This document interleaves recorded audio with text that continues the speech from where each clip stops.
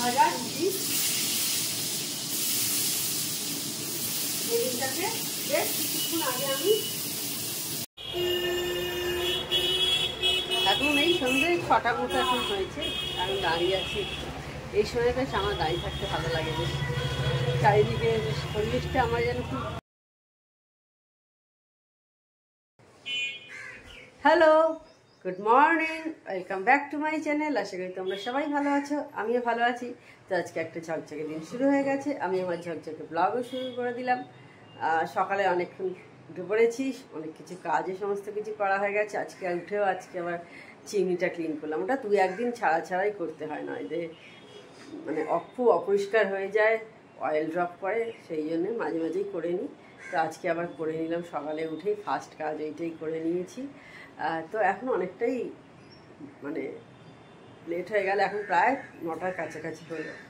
তো ঠিক আছে, তো এখন থেকেই আজকের আমি ব্লগটা স্টার্ট করলাম, তোমরা আমার সঙ্গে থেকো।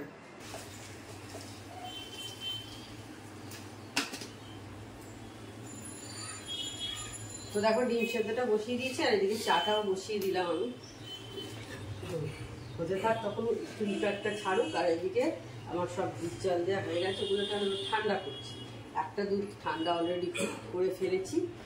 আমি এই জল চেঞ্জ করে ঠান্ডা করি, কারণ আমাদের বাড়িতে না কেউ গরম দুধ খায় না। অনেক বছর ধরেই খাই না, অনেক ছোটো থেকেই আর কি খাই না। আমার মেয়েকেও সেই হ্যাবিট করেছি, তো সেই জন্য ও তাই ঠান্ডা দুধ খেয়ে অভ্যেস হয়ে গেছে। এর জন্য ঠান্ডা দুধই খাই, যার জন্য আমরা আবার দুধ ঠান্ডা করে তারপর যদি একটু টাইম লেগে যায়।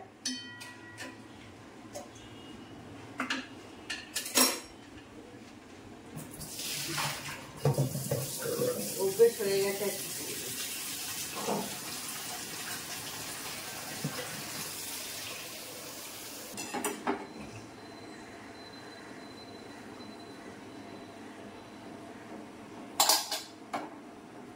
কালারটা বেশ ভালো এসেছে। ঠান্ডা করি এবার। আমার মেয়ে চাও ঠান্ডা খায়, লোকে চাটা একটু গরম খায়, আমার মেয়ে চাও ঠান্ডা খায়।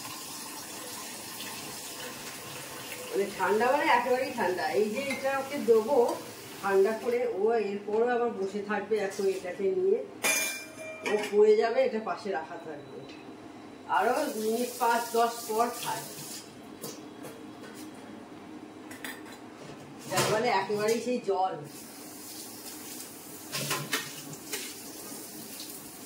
আমি আবার অত ঠান্ডা চা খেতে পছন্দ করি না, চা একটু গরম গরম খাই।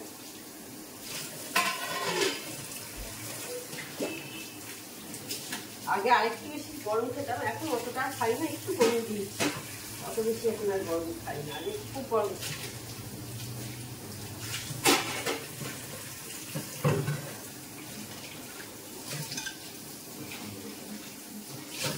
আমার মা আগে খুব চা খেতে, এই কয়েক মাস আগে, এখন আস্তে আস্তে কমিয়ে দিয়েছে, এখন অত চা খাই না। মানে রাত্রি 9-9:30 অবধি চা খেতে, এখন আর খাই না। এই সন্ধ্যাবেলা একবার চা করে যখন 5:30-6টার সময় চা খায়, ব্যাস আর চা খায় না।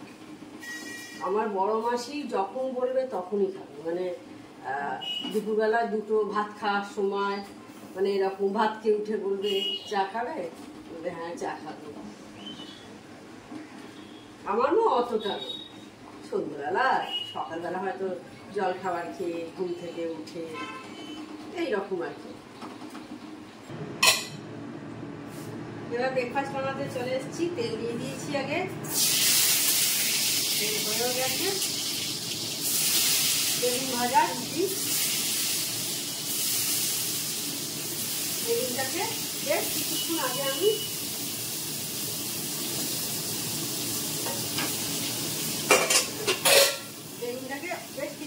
নুন আর চিনি দিয়ে মাখিয়ে রেখে দিয়েছিলাম। হয়ে গেল, একটু হয়েছে। আমি আর এর মধ্যে হলুদ দিই না। অনেকে ভাজায় হলুদ মাখায়, আমার অত হলুদ ভালো লাগে না। আমার একটু সাদা সাদা হবে, আমার ভালো লাগে। আলু ভাজা, মেথি ভাজা, পটল ভাজা, যে কোনো ভাজাই আমি করি না কেন, আমি সেটাতে হলুদ দিই।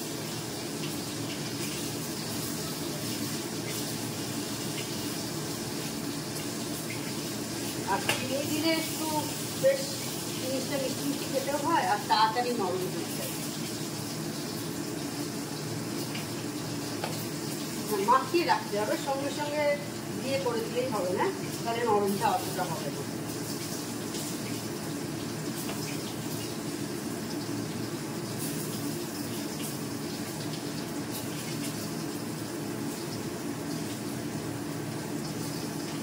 এখন কটা বাজে? এখন 10টা 20 হয়েছে। আর আমার বাসন টাসন সব তোলা হয়ে গেছে, প্রতিমাটি চলে গেছে। আমি এবার রুটিটা করে নেব।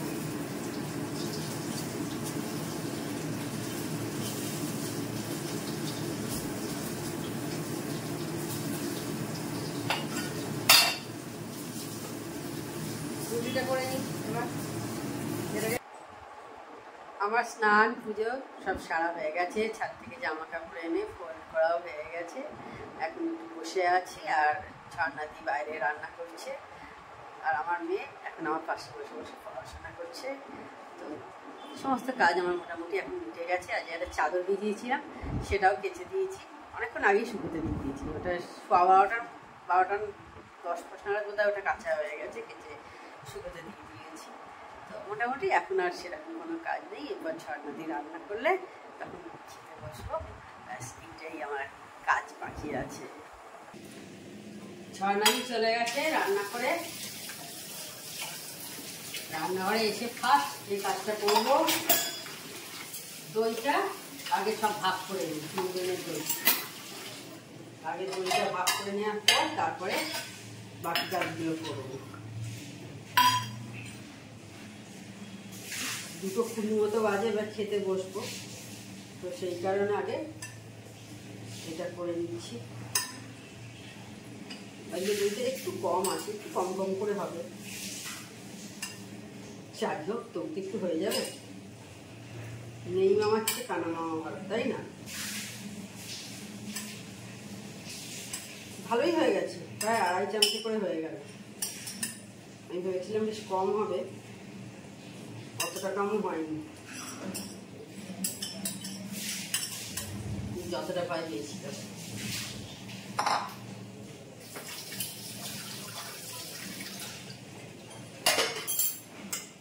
সরিয়ে রেখে দিই, এগুলো ফ্রিজে তুলে দেবো। খাওয়ার আগে আগে একদম বের করবো, ততক্ষণ এইগুলো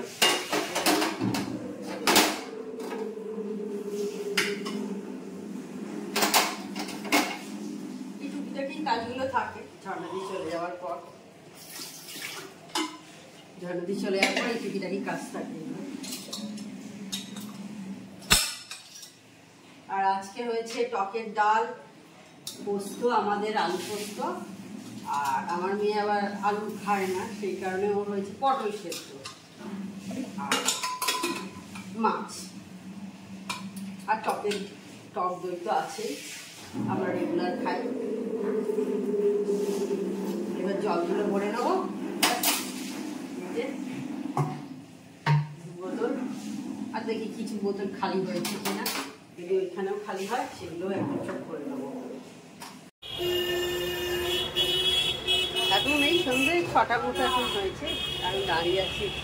এই সময় বেশ আমার দাঁড়িয়ে থাকতে ভালো লাগে, বেশ চারিদিকে পরিবেশটা আমার যেন খুব আনন্দ দেয় মনকে। তো সেই কারণে একটু আমি দাঁড়িয়ে থাকি, একটু দাঁড়িয়ে দাঁড়িয়ে লোকজন দেখি, চারিদিকে পাখিরা সব বাড়ি যায়, সেইগুলো সব দেখি আর কি, ভালো লাগে সেই জন্য। আর এবার বাসন টাসনগুলো সব তুলবো, এখনও তুলিনি, উঠে এইগুলো সব মানে দাঁড়িয়ে দাঁড়িয়ে দেখছি। আর কিছু কিছু জামা কাপড় যেগুলো একটু একটু ভেজা ছিল ওইগুলো সব তুলে দিলাম। এই যে দেখো চারদিকটা বেশ ভালো লাগছে না দেখতে, দেখলে পাখিরা চলে গেল, সব বাড়ি ফিরবে এই সময়। টিয়া পাখি যাচ্ছে, উড়ে গেল টিয়া পাখিটা। খালি চোখে ধরা পড়ে অনেক জিনিস দেখবে যেগুলো ক্যামেরায় হয়তো আসে না। আমি এবার বিকেলে চা করতে চলে এসেছি, তো হ্যালো করলাম। আর আমি না ছোটোবেলায় কিন্তু বেশি কথা বলতাম না, মানে খুবই কম কথা বলতাম। কেন কি জানি না, মানে বেশি কারোর সাথেই কথা বলতাম না, সে বাড়িতেই হোক বা স্কুলের বন্ধুদের সাথেও হোক। এখন কিন্তু সেটা আমার নেই, এখন আমি সকলের সাথেই কথা বলি। তখন কথা বলতাম না, কিন্তু এখন সবার সাথেই মিশি, কথা বলি, ভালো লাগে।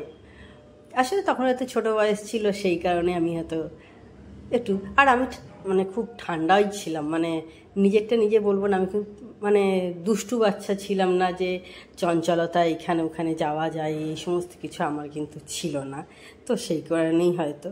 আর মানুষের সঙ্গে কথা বলতে দেখবে বেশ ভালোই লাগে, হয়তো একদম খুব ডিপলি না কথা বললেও অন্তত হাই হ্যালো মানে কেমন আছো, তার ভালো আছে কি না সেইটা অন্তত জানা, আমার মনে হয় এটা কিন্তু ভালো। অনেকের মধ্যে আবার থাকে আমার সাথে কথা বলতে হবে আগে, তবে আমি যেচে কথা বলবো, আমি কেন কথা বলতে যাব, আমি কথা বলবো না, ওকে আমার সাথে কথা বলতে হবে। আমার মধ্যে সেটা কিন্তু নেই, আমি সকলের সাথেই কিন্তু কেমন আছে অন্তত সেটা তার খোঁজ নিই, ভালো আছে কি না কি, ব্যাস এইটুকুই। হয়তো একদম প্রচুর খবর নেওয়া, মানে যেটাকে বলে হাঁড়ির খবর নেওয়া, ওইটা আমার মধ্যে নেই কিন্তু।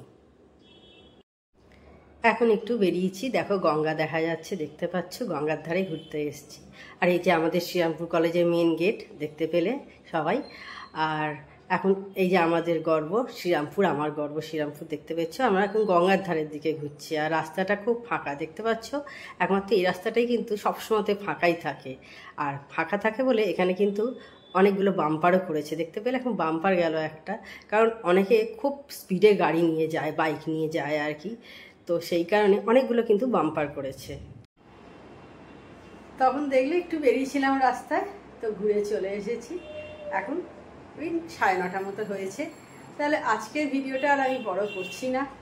আমার চ্যানেল যদি তোমাদের ভালো লেগে থাকে তবে অবশ্যই আমার চ্যানেলকে তোমরা সাবস্ক্রাইব করো, লাইক করো আর শেয়ার করো। আর যেসব বন্ধুরা এখনো পর্যন্ত আমার চ্যানেলকে সাবস্ক্রাইব করোনি, তারা চটাপট আমার চ্যানেলকে সাবস্ক্রাইব করে দিও। Tata, good night, sweet dreams.